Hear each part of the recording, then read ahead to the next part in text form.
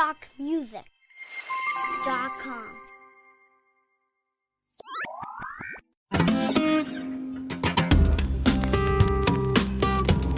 A couple of years ago I saw a video on YouTube of a guy tapping his guitar to get a really cool rhythmic pattern out of it.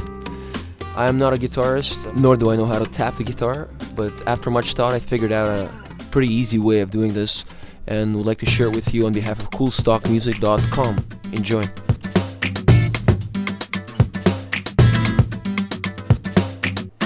So the first thing I did was just take a guitar, tune it to one chord, and just tap it any way I can while recording it. So just experiment with this. You can basically hit it, pluck it, kick it, just do whatever you want to get as many sounds as possible out of this one instrument. I've actually tried doing this with anything from a violin to a trumpet, and this way it's very easy to create a very unique sounding element that can work in a hip-hop track or a pop track or even a film track. Okay, so after recording this into in my case into SoundForge, we're gonna have to extract the single hits, and instead of doing it manually, I'm just gonna use the auto regen function in SoundForge, and I'm sure that if you're not using SoundForge, your audio editing software package has it, a very similar function. So once the regions are automatically set, there are going to be some errors or some hits that were not detected. So I'm just going to manually mark them in SoundForge. The shortcut is M on the keyboard. So the next step is to go to Tools, Scripting, Convert Markers to Regions, and Extract. That's going to give us separate WAV files, short little WAV files of each of the guitar hits.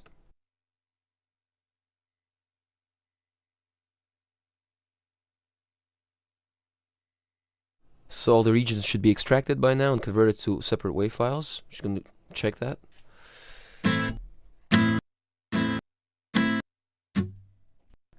Perfect. I'm going to use FL Studio for this tutorial, but you can use any sample triggering program to do this. Here are the guitar taps. I'm just choosing them in no particular order, just the sounds that I think will work. I'm just gonna skip ahead a little bit because you get the idea. Adjust the tempo, turn on the metronome, and quite honestly, in no particular order, just start turning on the notes and trying to make a rhythmic pattern as if you were making a drum loop.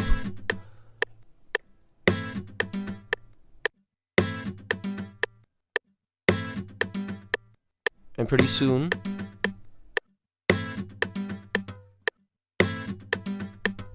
there we go.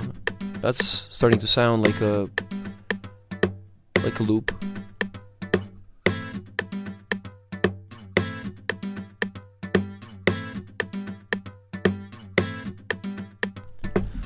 So let's say that's one loop. We're gonna make variations on it so that it doesn't sound boring.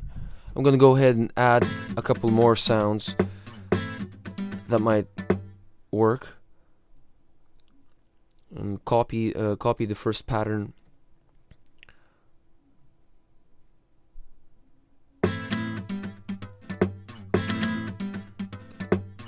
And start moving notes around just to make a variation on the same theme. The changes don't have to be huge. It's like turning on a note here and adding another one there, so that it follows the same kind of a groove, just is a little bit different.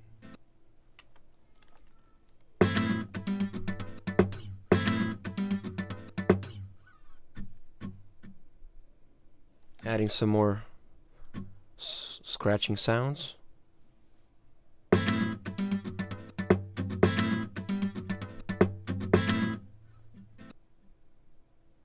Now I'm copying the pattern for the third time, just to give it more variety.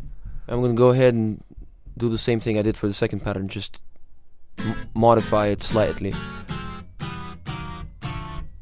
Hope you get the idea of making one pattern and duplicating it and modifying it. So I'm going to skip forward and just make a simple drum loop on top just to finish this tutorial.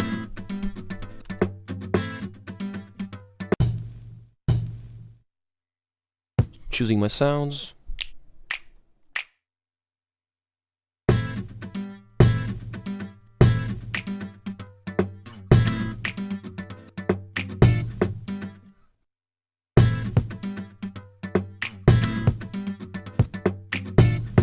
I'll skip ahead again.